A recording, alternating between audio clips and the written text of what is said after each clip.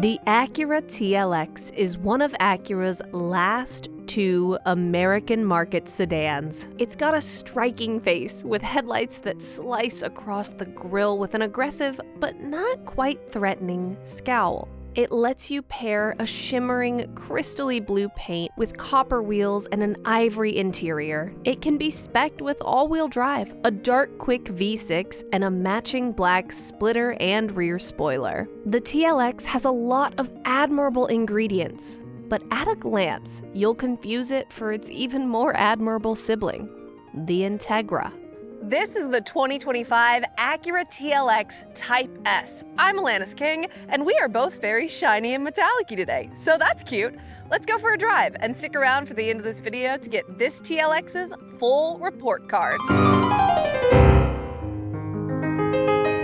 The Acura TLX name is an evolution of two older cars, the TL and the TSX, both of which were on the US market. The TL was made from 1996 to 2014, and the TSX was made from 2004 to 2014. The TSX also got a wagon option in 2011, but it did not come with a manual transmission like the normal car did. In 2015 came the TLX, which just mixed those two names together, but left the manual transmission in the past. The first generation of the car wasn't a radical styling departure from the outgoing models when it debuted, but in 2018, Acura gave it a facelift to look more like the TLX of today. That facelift looked good then, and it sure looks good now. When the TLX debuted, we were living in a different time and a different car market. Americans were more into smaller cars back then, and automakers offered more of them. That meant the TLX was the middle step in Acura's car lineup, with the cheaper ILX below it and the fancier RLX above it. The goal was for it to have a decent amount of space, but still be sporty. These days, we're down to two Acura sedans in America, the TLX and the Integra. The TLX is the bigger sedan now, because when modern Americans want an actually big vehicle, they just get an SUV.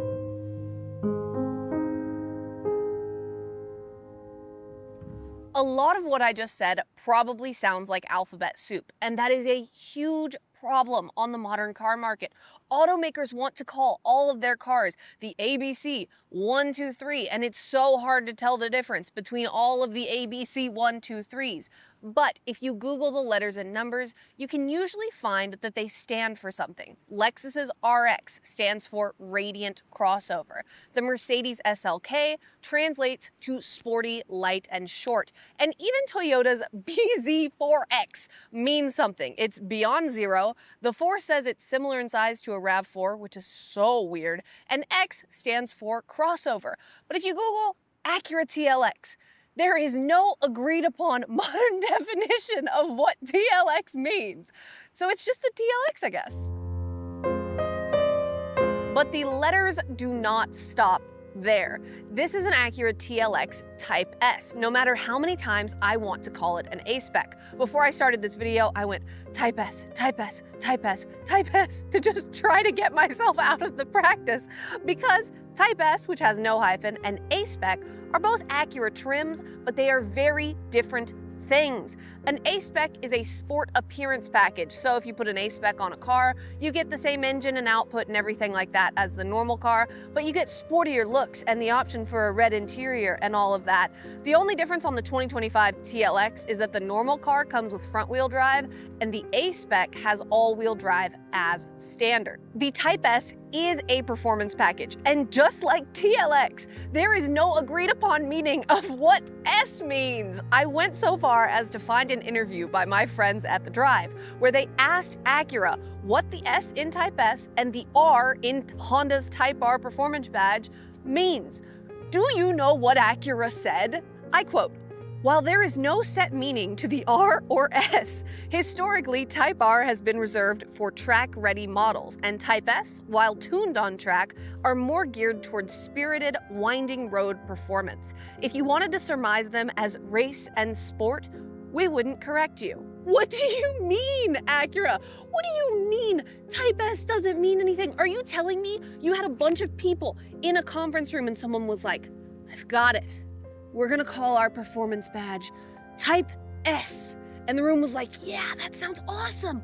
What does it mean? And the person said, nothing. And everyone said, perfect, that's the one. Why? Why doesn't it just mean sport? Speaking of sports, my college football team is really good right now, and they're on the way to the national championship. Hopefully by the time you see this video, they will still be playing, or I'm going to eat my words, and that will be very, very embarrassing. If you like this jacket though, or any other college sports apparel, or any other motorsports apparel, you can get it from homefieldapparel.com for 15% off with code ALANIS24. Go Texas! Anyway, the Type S badge has been on various different cars, everything from the NSX supercar to the TL that preceded the TLX. But performance costs money. In 2025, on the American market, the TLX lineup begins with the regular car, which starts at $45,400 American dollars. You get front-wheel drive, a 2-liter 4-cylinder turbocharged engine that makes 272 horsepower and 280 pound-feet of torque, and you get a 10-speed automatic transmission. From there, in the configurator, I was prompted to choose from 4 appearance options: silver paint with a black interior, black paint with a black interior, gray paint with a black interior, or white paint with a tan interior. There is not a lot of customization potential. Then we move to the A-Spec appearance package, which starts at $50,400 American dollars and gets all-wheel drive, but the same 272 horsepower engine. In this, guys, in the configurator, I get 2 actual color options on the exterior, red and blue. But I can spec neither of those colors with a red interior. Only black, gray, and white come with that option. I know that's what most people will buy, but Acura. This car gets a completely different engine. The Acura TLX Type S has a 3-liter twin-scroll turbo V6 that makes 355 horsepower and 354 pound-feet of torque. That means it is plus 83 horsepower and plus 74 pound-feet of torque over the regular TLX. That power goes through a 10-speed automatic transmission to all 4 wheels because unlike the Integra, you cannot get an optional manual on this car. It is automatic only. And some things you'll notice when you open the engine bay is this car has a single, very front and top mounted turbo right here. Often in cars like this, you'll see the turbo tucked back there, but because this car is all-wheel drive, you need the room back here for those all-wheel drive components. You'll also notice one more thing, it has a physical dipstick. This TLX Type S specifically starts at about $58,000, and it has one option: Apex Blue Pearl paint for $600. If I were speccing this car, I would absolutely do that because on the Type S specifically, for 2025, your only color option is blue. The rest of them range from white to black, and that is sad. Welcome to the most scientific and relevant part of any car review, which is how many Atlantises can fit in this Acura TLX Type S's trunk. And you know, I've had it easy for a few weeks now. I've had a lot of hatches and a lot of SUVs, and I haven't had to actually squeeze. So here we go. This car also has a really interesting feature that you'll notice when I close it. It will not let you lock the keys in the trunk. The car is not on, and watch. That was not a fluke. I'll do it again. I really like that, actually. Also, it's like 1.5 Atlantises.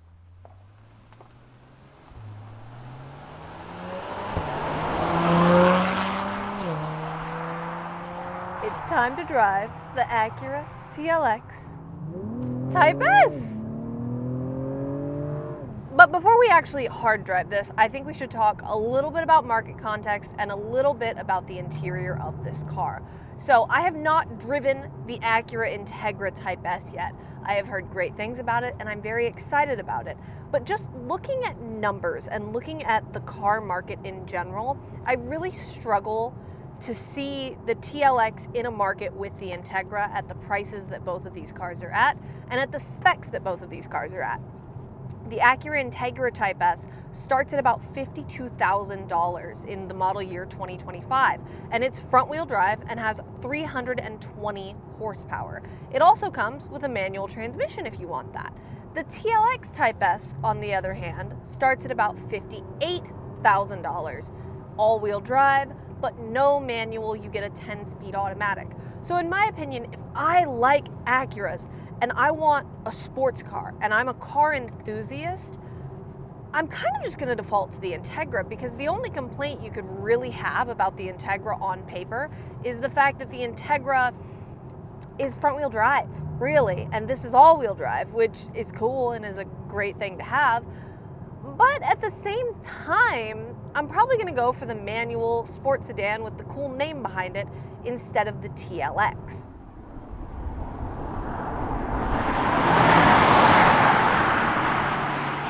I like this interior. I think it's decent. I think the problem is, especially for a Type S, Type Sport, Type whatever you want the S to stand for, it doesn't really stand out. It's not super stylized. I'm looking at the dash and I'm looking at the front seat area, and it reminds me of the Honda Odyssey I drove recently, which had a great interior, but also it's not a sporty interior, it's an Odyssey interior. Also, the exhaust isn't super great, so it kind of sounds like an Odyssey. And if I have a Type S, I probably don't want it to look and sound like an Odyssey in here. I do think this interior is nice, but I have a few concerns about it. The first is that it has Acura's touchpad system, and any automaker that has a finger touchpad system, like your little laptop, will argue that it's the greatest thing in the world and everyone else is wrong and touchscreens are bad. And I see some of the validity to some of those arguments. But I think the problem in this car, from just a sales perspective, is that it has the touchpad, but when I try to touch the screen as well, not gonna happen. You have to use the touchpad. And it doesn't bother me. I get used to it very quickly. I think it's fine. I think it's decently intuitive, even if I would prefer to touch the screen. But if you're trying to sell this car to people, to also have that touchscreen functionality is a big deal, in my opinion, because people want that. Everything else in their life is a touchscreen. Their phone's a touchscreen. Maybe some of their computers are touchscreens. Everything's a touchscreen. They want to touch it. They don't want to do the touchpad. So you'll probably have a hard time convincing people to just use the touchpad. Also, the back seats.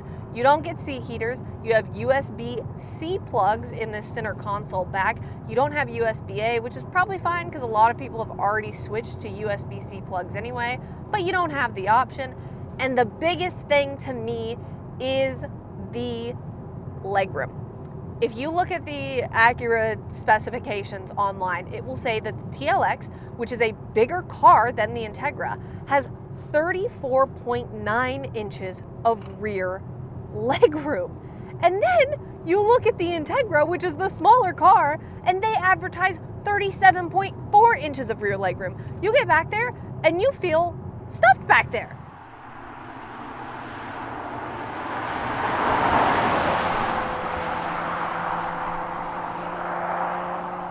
Now that we've covered every square inch on the inside of this car, it's time to actually drive it.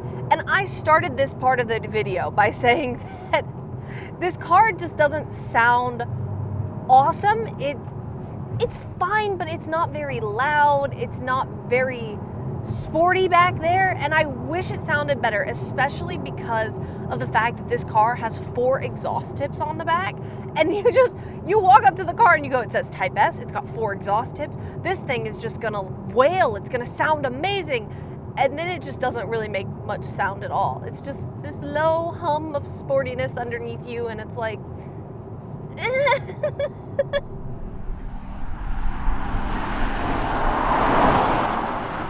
something I really like about how this car drives, and I like a lot about how this car drives, but something that's really cool is how distinct the moods are when you change the driving modes. Acura has a little dial in the center that says dynamic mode, and everyone hates when automakers say dynamism, because it doesn't mean anything. But the cool thing about these actual dynamic modes is that they change the personality of the car. If you go from normal mode to sport plus mode, you really feel the difference in the steering and the acceleration. Sport Plus is just very jumpy on the gas, and it makes you feel nice. And also, I'm going into corners right now. This car is very well balanced in the corners. There's almost no body roll. I'm center of the corner right now, and it's totally flat to the ground. It's actually really awesome when you're mid-corner and you just don't feel the car rolling at all. Very good handling, very composed in the corners. It also, the suspension isn't super harsh. You kind of feel like you're just floating on top of the road, but you can also feel it underneath you. It doesn't feel like you're disconnected from the road, but you're also not hitting little dips and going, oh, oh, oh, oh, oh, like you do in some sports cars with stiffer rides, right? I feel like you get the feeling of the road without having to be subjected to the torture of the road, which is really nice, and that's not something you see done well as often as I would hope.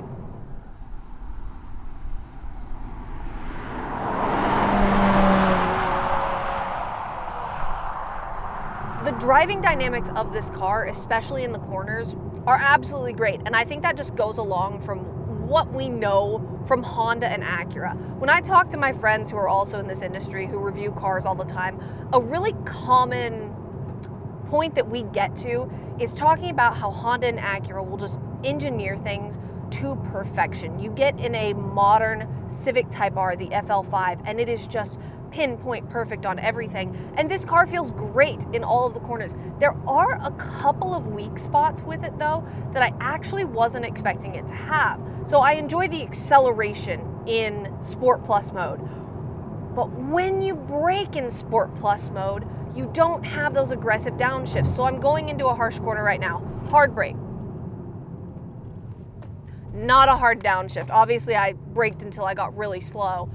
So I'm not taking this corner super fast, but the downshifts aren't harsh like you would want out of a sports car. You're not going into the corner to give you that feeling of, ooh, I'm in a sports car. Another thing about this brake pedal is that it does not have a lot of initial bite. So you hit it, and then it grips up to brake a little bit into that motion, right? So at the very top of the pedal, when you're pressing it, not a lot. And then as you get deeper into the pedal, then it starts braking and it feels fine.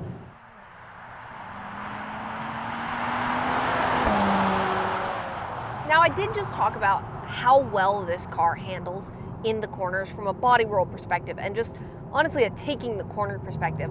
But I think something that makes it harder to drive in the corners and makes it less fun to drive in the corners is the fact that the steering is not super communicative. So when I get in the corner or I'm mid-corner or I'm exiting the corner, I'm just not getting a lot from this steering wheel, and it's almost disorienting to have the car underneath you handling so well. It's on Pirelli P0s, very grippy, very nice, handles the corners well, but then the steering wheel is not telling me a lot. It's not talking to me. So I feel great from here down, and then right here at my fingertips, it's not so great, and it's kind of disorienting to have it feel so nice right here and less nice right here.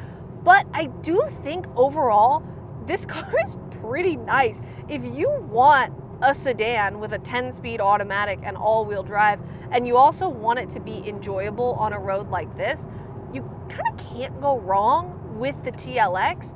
You're only gonna miss out on a couple of things, like a better brake pedal and better steering communication. But if this car had those things, it would take it from a good driving experience to a pretty perfect driving experience. I think if you're looking at buying this car or one of its competitors, what the Cliff's Notes that I would give you is what I said about the Integra earlier, but also about the Lexus IS 500. So this car handles corners really, really well.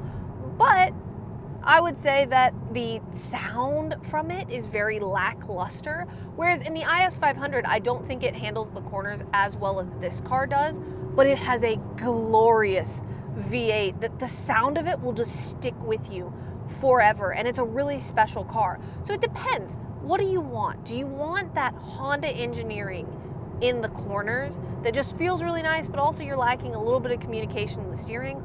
Or do you want that IS 500 V8? That's up to you, not me.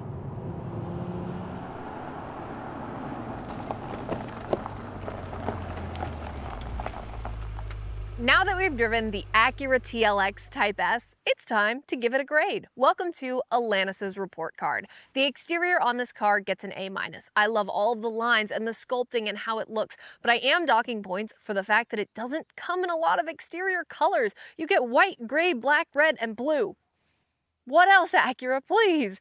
The interior gets a B. It's nice in there, it's comfortable, it looks fine, but also it's too much like a Honda Odyssey, especially for a performance car. The performance also gets a B. I think there are so many good ingredients there, like how this car handles in the corners, but the steering communication and also the brake pedal just being a little soft takes away from the experience for me and also makes it just a little bit confusing because the car feels like it's doing different things. Value also gets a B. I feel like the TLX Type S's price is not different enough from the Integra Type S's price, and also it's not enough of a bargain over the Lexus IS 500 for me to go, yeah, this is a great deal. Would I take this car on a road trip? Yes, I would. It's plenty comfortable and it's plenty nice. And overall, it gets a B+. It's odd to consider that something could be in the shadow of its smaller, cheaper sibling. But the Acura TLX is in the shadow of the Integra in the eyes of car enthusiasts, because the Integra's got the name and the manual transmission. That is hard to come by these days. But the TLX Type S is a worthy sibling. It's sporty and cool looking and fun, and unless someone has a very trained eye or they walk around to the back of the car and read the badge, they're probably going to think it's an Integra anyway. I personally think I'm going to end up liking the Integra better, but if you were to park your TLX Type S next to me in the parking lot, I'd nod in approval.